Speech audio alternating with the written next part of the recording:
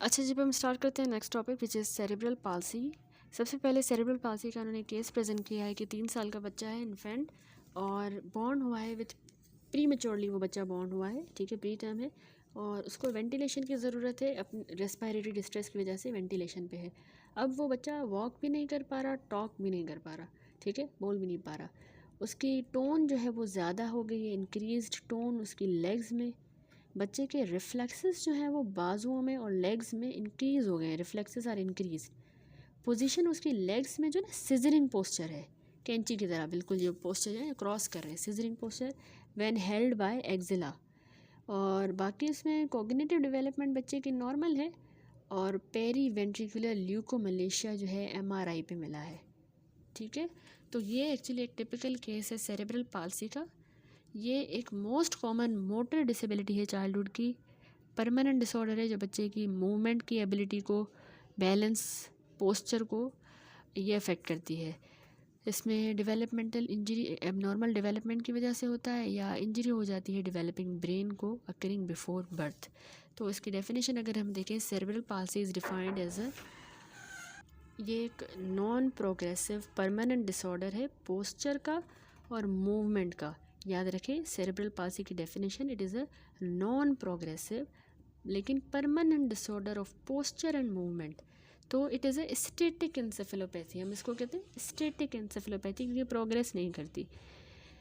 अच्छा, एक्चुअली इसमें जो मोटर एरियाज़ हैं उनका डिसऑर्डर होता है, जिसके नतीजे में which results from the events before birth या during the first year of life when the brain is immature, ठीक है, जब इमेच्योर ब्रेन था, या during first year of life या बर्थ से भी पहले जो मोटर एरियाज़ होते हैं ना ब्रेन के, उनको ये डिसऑर्डर इन्वॉल्व करता है। अब ये सेरेब्रल पाल्सी टर्म जो है ना, हम अप्लाई करते हैं उन ब्रेन लेजन्स के लिए जो इनकर होती हैं after the age of 2 years। यानी ये टर्म जो है सेरेब्रल पाल्सी, ये रेयरली ही हम उन ब्रेन लेजन्स के लिए यूज़ करेंगे जो 2 साल की उम्र के बाद हो रही हैं, ठीक है, उनके लिए रेयरली यूज़ होती है।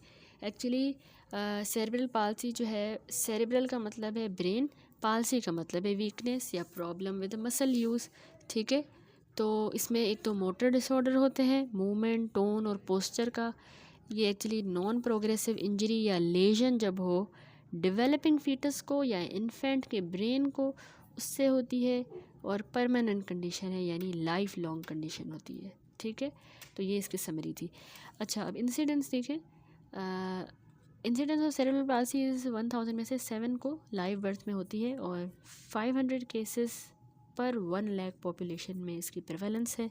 इसकी इटियोलॉजी क्या है, क्या कॉजेज़ है? टिपिकली ये कंजेनिटल है, यानी बर्थ के टाइम पे इसका कोई कॉज होता है, with the cause often occurring during the perinatal period.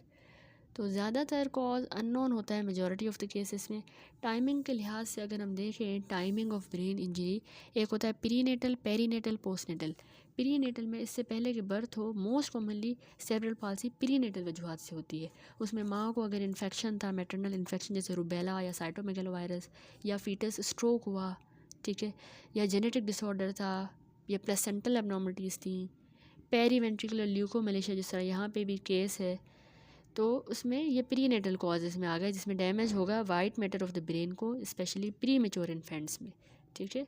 दूसरी वजूहत होती हैं, कॉज होती है ये पेरी नेटल, यानी ड्यूरिंग बर्थ एस्फिक्सिया होया था, लैक ऑफ ऑक्सीजन, या सिवियर कॉम्प्लिकेशंस हुई ड्यूरिंग डिफ़िकल्ट लेबर या डिलीवरी, तो ये भी एक इसका लेस कॉमन कॉज है। ज़्यादातर कॉमन प्री नेटल होता है। फिर होता है पोस्ट नेटल, आफ्टर बर्थ। उसमें अगर सिवियर जॉन्डिस हुई, कर्निक टेरस हो गया बच्चे को, या ब्रेन इन्फेक्शन, मेनिंजाइटिस, एंसेफेलाइटिस, या इंजरी हुई, head injury, motor vehicle injury, या स्ट्रोक हो गया, तो ये पोस्ट नेटल कॉजेज़ हो गए, ठीक है। तो इटियोलॉजी में मोस्ट ऑफ द चिल्ड्रन जिनको सेरेब्रल पाल्सी होती है उनको बर्थ एस्फिक्सिया का एविडेंस होता है, ठीक है। प्री टर्म इन्फेंट्स में इंट्रावेंट्रिकुलर हेमरेज जो है वो ग्रेटेस्ट रिस्क है कि उनको सेरेब्रल पाल्सी होगी। मोस्ट कॉमन वजह प्री टर्म में होती है इंट्रावेंट्रिकुलर हेमरेज, ठीक है। और main causes can be classified according to the time they occur. एक होता है perinatal and postnatal. Perinatal factor most common यही है, मैंने आपको बताया ना, पेरीनेटल नहीं, प्रीनेटल मोस्ट कॉमन है, ठीक है। पेरीनेटल फिर लेस, उससे लेस कॉमन है, एंड दीज इंक्लूड पेरीनेटल में birth trauma, intracerebral haemorrhage, cerebral infarction, birth asphyxia, या ड्यूरिंग बर्थ जो है हाइपोक्सिक इस्केमिक इंसेफेलोपैथी हो, हाइपोग्लाइसीमिया, कर्निक टेरस या एसिडोसिस। दूसरे कॉजेज़ हैं टाइम के लिहाज से इन्फेंसी, इलनेस ऑफ इन्फेंसी जो है वो 10% सेरेब्रल पाल्सी करवाती है। जैसे इन्फेंट को अगर मेनिंजाइटिस हुआ सेरेब्रल पाल्सी हो सकती है, एंसेफेलाइटिस की वजह से हो सकती है, ट्रॉमा की वजह से, वास्कुलर एक्सीडेंट्स, और तीसरे मैंने पोस्ट नेटल भी बताया। ठीक है, बस आप ये मेरी वाली क्लासिफिकेशन याद रखें, pre natal, peri natal and post natal. Post natal में ही kernicterus, trauma, brain infection. Pathology देखिए, सीवियर केसेस में ना वाइड स्प्रेड सेरिब्रल एट्रोफी हो जाती है इसमें, और कैविटी फॉर्मेशन हो जाएगी in the subcortical white matter. There is atrophy of the basal ganglia with rigidity. इसमें बेसल गैंग्लिया की ना एट्रोफी हो जाती है when rigidity and extrapyramidal movements are present. बच्चा जो है रिजिडिटी और एक्स्ट्रा पिरामिडल मूवमेंट्स प्रेजेंट कर रहा है तो उसका मतलब है उसके बेसल गैंग्लिया की भी एट्रोफी हुई है, सेरेब्रल एट्रोफी भी होती है। अच्छा, विथ हेमीप्लेजिया अगर है तो उसमें एट्रोफी और ग्लायोसिस ऑपोजिट सेरेब्रल हेमीस्फीयर की होगी, supplied by the middle cerebral artery. ठीक हो गया। तो जिसमें अगर हेमीप्लेजिया होगा तो उसमें एट्रोफी और ग्लायोसिस जो है ऑपोजिट सेरेब्रल हेमिस्फीयर की होगी, supplied by the middle cerebral artery.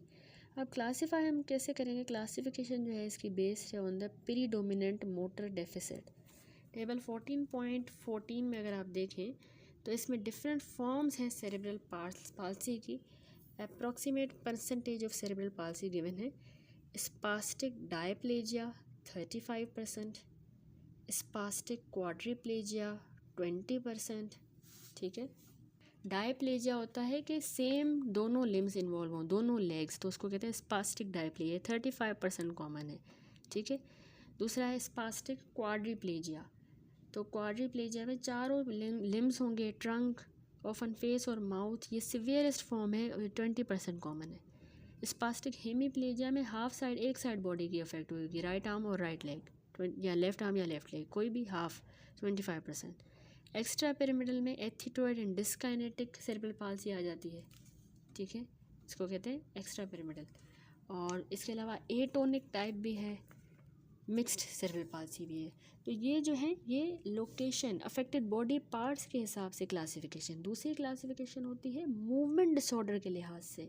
Movement disorder के लिहाज से आपने याद रखनी है, एक होती है स्पास्टिक सेरेब्रल पाल्सी, दूसरी होती है dyskinetic cerebral palsy, ataxic cerebral palsy और मिक्स्ड सेरेब्रल पाल्सी। तो स्पास्टिक जो है मोस्ट कॉमन यही है, 80%। नाम से पता चल रहा है कि इसमें स्टिफनेस हो जाएगी, मसल टाइट होंगे, टोन ज़्यादा हो जाएगा मसल्स का, hypertonia, hyper reflexia, movements stiff होंगी, जर्की होंगी। तो ये स्पास्टिक सेरेब्रल पाल्सी। दूसरी जो डिस्काइनेटिक है, इसमें एथिटोइड और कोरियो एथिटोइड यानी अनकंट्रोल्ड इनवॉलंटरी मूवमेंट होंगी, स्लो रिथिंग मूवमेंट्स भी हो सकती हैं यानी एथिटोसिस, या क्विक जर्की मूवमेंट्स होंगी यानी कोरिया। तो इसमें मसल टोन फ्लक्चुएट करता है, डिस्काइनेटिक में फ्लक्चुएट करेगा, टू स्टिफी या टू फ्लोपी। तीसरी टाइप है अटैक्सिक सेरेब्रल पाल्सी। इसमें बैलेंस और कोऑर्डिनेशन में मसला होता है, शेकी क्लमजी मूवमेंट्स होंगी, difficulty in controlling the precise motor actions. Then last है मिक्स्ड सेरेब्रल पाल्सी, जिसमें कॉम्बिनेशन होता है टू और मोर टाइप्स का, और मोस्ट कॉमनली जो देखी गई है वो यही है, स्पास्टिक डिस्काइनेटिक मिक्स्ड सेरेब्रल पाल्सी। अच्छा, अब सबसे पहले जो उसने है स्पास्टिक फॉर्म को एलेबोरेट किया है कि spastic form 75% of the cases में होती है, और स्पास्टिक डायप्लेजिया जो है यानी दोनों लेग्स या दोनों आर्म्स, कोई भी दो सेम लिम्स, तो ये डायप्लेजिया जो है largest number of cerebral palsy के पेशेंट्स स्पास्टिक डायप्लेजिया के होते हैं। ठीक है, मोस्ट कॉमनली यही है। अच्छा, सबसे पहले डिस्कस करते हैं क्वाड्रिप्लेजिया। इसमें देखिए, अगर हम पिक्चर भी है, बच्चा है जिसको स्पास्टिक क्वाड्रिप्लेजिया हुआ है। एक्चुअली इसमें चारों एक्सट्रीमिटीज़ इक्वली इन्वॉल्व होते हैं, और most severe form cerebral palsy का यही है, due to the severe motor impairment of all four limbs. ये लो बर्थ वेट के साथ एसोसिएटेड है, सिवियर जिसमें एस्फिक्सियल इंसल्ट हुई हो बच्चे की, लो बर्थ वेट बच्चा, सिवियर एस्फिक्सियल इंसल्ट, तो उसमें ये क्वाड्रिप्लेजिया होता है। इसमें सीजर्स और mental retardation much more common है in the spastic quadriplegia. Due to the supra nuclear bulbar palsies, इन बच्चों को स्वालोइंग डिफ़िकल्टीज़ भी होती हैं, और चारों लिम्स में स्पास्टिसिटी होगी, स्पॉन्टेनियस मूवमेंट्स डिक्रीज्ड होंगी, ब्रिस्क टेंडन रिफ्लेक्सेस होंगे, और पॉजिटिव बेबिन्स की साइन हमें मिलेगा। अब एक्सट्रीम स्पास्टिसिटी की वजह से इनका फ्लेक्शन कॉन्ट्रैक्चर हो जाते हैं नी के और एल्बोज के, फ्लेक्शन कॉन्ट्रैक्चर्स जॉइंट्स में, ठीक है। स्पीच और विजुअल एबनॉर्मलिटीज़ भी इनमें कॉमन है। दूसरा आता है डायप्लेजिया। अच्छा, डायप्लेजिक सेरेब्रल पाल्सी में लेग्स इन्वॉल्व ज़्यादा होती हैं देन आर्म्स, ठीक है, और सीवियर फॉर्म्स में बहुत ज़्यादा एक्सेसिव एडक्शन हो जाती है हिप्स की, जिसको हम कहते हैं scissoring posture of the lower limb, ठीक है। सीजरिंग पोस्चर होता है हमें डायप्लेजिया में मिलता है। अगर हम ये पिक्चर देखें तो इसमें देखें ये डायप्लेजिया है और इसमें सीजरिंग पोस्चर ऑफ द, ये देखिए scissoring posture of the leg मिलेगा एक्सेसिव केस में, एक्सेसिव एडक्शन की वजह से। ब्रिस्क टेंडन रिफ्लेक्स इनमें भी मिलेंगे, पॉजिटिव वेमेंस की मिलेगा, एंकल क्लोनस मिलेगा। इन बच्चों की वॉकिंग डिलेड होती है, बच्चा जो है टिप टोज़ पे वॉक करेगा। लोअर लिम्ब में लिम्ब्स इम्पेयर्ड ग्रोथ होगी क्योंकि उनकी डिसयूज़ एट्रोफी हो जाती है, तो इसलिए लोअर लिम्ब की ग्रोथ भी इम्पेयर हो जाती है। यूज़ नहीं हो रहा तो डिसयूज़ एट्रोफी। इंटेलेक्चुअल डेवलपमेंट बाकी बच्चे की नॉर्मल है और इसमें सीजर्स होने के चांस भी मिनिमल होते हैं। और इसमें जो है ये बच्चे हैंड प्रेफरेंस जो है शो करते हैं at a very early age पे, हाथ से ज़्यादातर सारे काम काज करते हैं, और आर्म इनकी ऑफन ज़्यादा इन्वॉल्व होती हैं देन, सॉरी ये हेमीप्लेजिया की बात कर रही हूँ। तो डायप्लेजिया में हमने कहा कि लेग्स ज़्यादा इन्वॉल्व होती हैं देन द आर्म्स, और ये बच्चे जो है इनमें लर्निंग डिसेबिलिटीज़ और लैंग्वेज प्रॉब्लम्स प्रेजेंट होती हैं, ठीक है। उसके बाद आती है अगली कंडीशन हेमीप्लेजिया। हेमीप्लेजिया के यहाँ पे फिगर भी है, इसमें हाफ बॉडी जो है वो इन्वॉल्व होती है।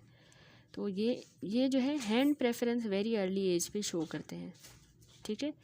वो इन्फेंट्स जो स्पास्टिक हेमीप्लेजिया के साथ होते हैं तो उनकी स्पॉन्टेनियस मूवमेंट जो है उस अफेक्टेड साइड पे डिक्रीज होती है, आर्म ज़्यादा इन्वॉल्व होती है बनिस्बत लेग के, ठीक है, और हैंड मूवमेंट्स उनके डिफ़िकल्ट होती हैं apparent by the 1 year of as.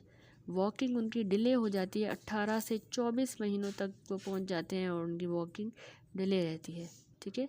Gate उनका यूजुअली सर्कमडक्टिव गेट होता है, गेट यूजुअली सर्कमडक्टिव होता है and there may be growth arrest of the affected limb, वो जो अफेक्टेड लिम्ब है उसकी ग्रोथ भी अरेस्ट हो जाती है, ठीक है। अब क्लिनिकल फाइंडिंग्स अगर हम देखते हैं ओवरऑल जो है सेरेब्रल पाल्सी वाले बच्चों में, तो उसमें ये इंपॉर्टेंट है to realise that although the brain lesion is fixed and non progressive, यानी प्रोग्रेस नहीं करेगी, जिस हिस्से में ब्रेन लेजन हुई है वहीं पे ही होगी, लेकिन जो डिसऑर्डर है वो it cause vary in the early year as different movement pattern are required. Thus, an affected infant is often floppy and hypotonic up to the age of 6 months and then become hypertonic. ठीक है, पहले 6 month तक वो hypotonic होता है, फिर बच्चा hypertonic होता है। तो लेजन तो फिक्स्ड है, नॉन प्रोग्रेसिव है, लेकिन जैसे जैसे बच्चा के डिफरेंट मूवमेंट पैटर्न एक्वायर होते हैं तो इसलिए वो जो है वो उसका वेरी करेगा, पहले हाइपोटोनिक था फिर हाइपरटोनिक। इसके अलावा मोस्ट जो प्रिमिटिव रिफ्लेक्सेस हैं वो परसिस्ट करेंगे बियॉन्ड देयर नॉर्मल एज। जैसे बच्चों में हमें पता है ना मोरो रिफ्लेक्स, वो 3 माह की एज से भी ज़्यादा परसिस्ट कर रहा होगा, is a good cause of for the suspicion of cerebral palsy. तो वो मोरो रिफ्लेक्स में 3 माह से भी ज़्यादा अगर मिल रहा है तो ऐसे हम उस बच्चे में सेरेब्रल पाल्सी सस्पेक्ट करते हैं, ठीक है। Undue persistent of stepping reflex, बच्चे में अगर हमें स्टेपिंग रिफ्लेक्स मिल रहा है अभी तक 6 हफ्तों से ज़्यादा टाइम गुजर गया है, तो ये भी एक अनदर कॉमन फाइंडिंग है in the cerebral palsy. Landau reflex भी वैल्यू की है, it is seen normally in infants between, ये लैंडाउ रिफ्लेक्स मैंने आपको बताया था ना कि 3 से 4 माह की एज में होता है। बच्चा जो अपने हेड, चेस्ट, आर्म, लेग्स को जो है लिफ्ट कर रहा होता है जब हम उसको हॉरिजॉन्टली स्टमक पे लिटाते हैं, ठीक है। तो ये भी अगर हमें जो है स्टमक डाउन पोजीशन में रखते हैं तो बच्चा बिल्कुल सुपरमैन की तरह या स्काई डाइविंग पोजीशन में आ जाता है। तो ये भी इसमें सेरेब्रल पाल्सी में इम्पॉर्टेंट है, ठीक है, ये अगर परसिस्ट कर रहा है, ठीक है। तो नॉर्मली ये infants between the 3 month of age में हमें मिलता है and 1.5 year when the baby is held in the air in the prone position with the examiner hand under the lower part of the anterior wall of the chest, there is a extension of the hip joint, अपने hip joint को extend करेगा। तो लैंडाउ reflex जो मैंने आपको दिखाई भी, तो ये एब्सेंट हो जाता है in most cases of cerebral palsy. Cerebral palsy में ये एब्सेंट होगा, लोअर मोटर न्यूरॉन डिजीज़ में भी, या अगर सिवियर मेंटल डेफिशिएंसी है, ठीक है। तो वैसे ये 3 माह से 1.5 साल तक होता है ये लैंडौ रिफ्लेक्स, और ये इन कंडीशंस में हमें एब्सेंट मिलता है। बाकी मोरो रिफ्लेक्स भी देखा हमने, स्टेपिंग रिफ्लेक्स का भी देखा कि स्टेपिंग रिफ्लेक्स अगर 6 वीक से ज़्यादा परसिस्ट कर रहा है तो ये भी सेरेब्रल पाल्सी की सस्पिशन है। बाकी वैल्यूएबल साइंस जो है सेरेब्रल पाल्सी के बच्चे की फेशियल एक्सप्रेशन कह रहा है poverty of movement and facial expression, extended या क्रॉस्ड लेग्स होंगी, ठीक है, जिस तरह यहाँ पे भी देखें। When the infant is suspended from armpit, यहाँ बाजू से आप आर्म पिट से उसको पकड़ोगे के बगल से तो उसकी क्रॉस्ड जो है लेग्स हो जाएंगी। बहुत ज़्यादा एडक्टर का क्योंकि स्पाजम हो गया है when the infant in the crossing, जिसके नतीजे में क्रॉसिंग हुई है लेग्स की, या सिजरिंग ऑफ द गेट हम कहते हैं, ठीक है। इसी तरह बच्चे के डीप रिफ्लेक्सेस एग्जेजुरेटेड होंगे अपर लिम्स में, persistently clenched hand with the thumb adducted after the first 3 month, ठीक है। रिफ्लेक्सेस बहुत ज़्यादा डीप हो गए, क्लेंच्ड हैंड होगा persistently with the thumb जो है वो adducted after the first 3 month। अच्छा, उसके बाद लेटर एज पे जो बच्चा है वो अपने टोज़ पे ही वॉक करेगा with the typical spastic gait, अपने टोज़ पे बच्चा वॉक कर रहा है स्पास्टिक गेट के साथ, और planter responses are extensor but abdominal reflex are present. The typical spastic child exhibit muscular hypertonicity of the clasp knife type. Clasp knife rigidity होती है ना, इतनी ज़्यादा क्लास्प नाइफ टाइप की उसको मस्कुलर हाइपरटोनिया हो जाएगा, that may eventually and in a contracture, उसको कॉन्ट्रैक्चर हो सकते हैं, ठीक है। अच्छा, सेरेब्रल पाल्सी में अर्ली इन्फेंसी में बच्चा जो है वो हमें फ्लोपी मिलता है, आल्दो उसके टेंडन जर्क्स एबनॉर्मली बढ़े हुए हैं, इंक्रीज्ड हैं जर्क्स टेंडन रिफ्लेक्सेस, लेकिन शुरू में इन्फेंसी में बच्चा फ्लोपी होता है। एथिटोसिस जो है सिर्फ तभी ऑब्वियस होगी after the age of 2 year, 2 साल के बाद उसका एथिटोसिस जो है वो ऑब्वियस होगा, but they show delayed motor development during infancy, ठीक है, मोटर डेवलपमेंट उसकी डिले करेगी। Ataxia may be difficult to delineate in the presence of spasticity या hyperkinetic movement, delay in the speech may be due to the spasticity और athetosis of the tongue और due to the high tone deafness, तो इसीलिए उसकी speech भी delay हो जाती है इस सेरेब्रल पाल्सी में। तो यहाँ पे ये जो फिगर बना हुआ है इसमें आपने देखा कि बच्चा सबसे पहले ऊपर फिगर में हैंड प्रेफरेंस दिखा रहा है बच्चे का विद द सेरेब्रल पाल्सी, ठीक है, हैंड प्रेफरेंस, हाथ ज़्यादा यूज़ कर रहा है। और यहाँ पे फिगर है जिसमें हेमी पैरासिस इनका हाफ लिम्ब होगा, उसमें फ्लेक्स्ड इमोबाइल आर्म होती है, बिल्कुल यूँ, ये हेमी पैरासिस का बच्चा है, फ्लेक्स्ड इमोबाइल आर्म। यहाँ पर ये देखिए क्वाड्री पैरासिस, क्योंकि टोन ज़्यादा होगी, ठीक है, एडक्टर। क्वाड्री पैरासिस में चारों लिम्स होते हैं तो उसमें फ्लेक्शन कॉन्ट्रैक्चर्स पे डेवलप करते हैं, चारों लिम्ब अफेक्टेड होते हैं, और कॉन्ट्रैक्टेड एजिलिस टेंडन। डायप्लेजिया में जब हम इसको सस्पेंड करते हैं, बगल से पकड़ेंगे बच्चे को आर्म पिट से, तो दोनों इसमें हमें सिजरिंग ऑफ द पोस्चर हमें मिलेगा, ठीक है। समराइज़ करूँ तो सेरेब्रल पाल्सी में जो अर्ली साइंस हैं 6 माह से पहले बच्चा स्टिफ होगा या फ्लोपी होगा, यानी मसल टोन एबनॉर्मल है, उसकी ओवर एक्सटेंशन होगी बैक की और नेक की, favouring the one side of body, जब भी वो क्रॉल वगैरह करे तो एक साइड ऑफ बॉडी को ही फेवर करेगा, और सिजरिंग ऑफ द लेग्स जिस तरह मैंने आपको दिखाई जब हम उसको पकड़ेंगे, और बच्चा जो है किसी भी डायरेक्शन में रोल नहीं करेगा। बड़े बच्चों में जो सिम्टम्स हैं वो माइलस्टोन्स का डिले होना, जैसे 18 महीने पे चल नहीं रहा, 8 महीने पे बैठ नहीं रहा, ठीक है, तो माइलस्टोन डिले। सेरेब्रल पाल्सी में फाइन मोटर स्किल मुश्किल होंगी, राइटिंग, बटनिंग, एबनॉर्मल गेट होगा, टोस पे चल रहा है, सिजर गेट, ड्रूलिंग या difficulty in swallowing and feeding, ठीक है। साथ में एसोसिएटेड कंडीशन में बच्चे को intellectual disability, epilepsy, vision problem, speech या communication disorder, musculoskeletal issue, contractures वगैरह, feeding difficulty, pain and fatigue. कैसे डायग्नोस करें कि भाई ये बच्चे को सेरेब्रल पाल्सी है? तो डायग्नोसिस एक तो हम उसके डिलेड डेवलपमेंट से भी देखते हैं, और एबनॉर्मल जो उसकी मूवमेंट है और टोन, उसकी बेसिस पे। तो सबसे पहले तो हमने डेवलपमेंटल माइलस्टोन मॉनिटर करना है कि वो उसके बैठने में डिले तो नहीं आया, क्रॉलिंग में, वॉक करने में। दूसरा, हम न्यूरोलॉजिकल एग्जामिनेशन करेंगे, उसके मसल टोन, रिफ्लेक्सेस देखेंगे, एग्जेजुरेटेड हैं या प्रिमिटिव रिफ्लेक्सेस अभी तक चल रहे हैं, इतने माह पे ख़त्म हो जाने थे, अभी तक चल रहे हैं, जैसे मोरो रिफ्लेक्स वगैरह, लैंडो रिफ्लेक्स, और पोस्चर भी देखेंगे। तीसरा, हम इमेजिंग करवाते हैं MRI और CT, ताकि ब्रेन इंजरी की लोकेशन और एक्सटेंट पता चले, और उससे जो मोटर प्रॉब्लम का कॉज है वो भी पता लगेगा। स्पेशलाइज असेसमेंट में vision, speech and hearing and IQ test.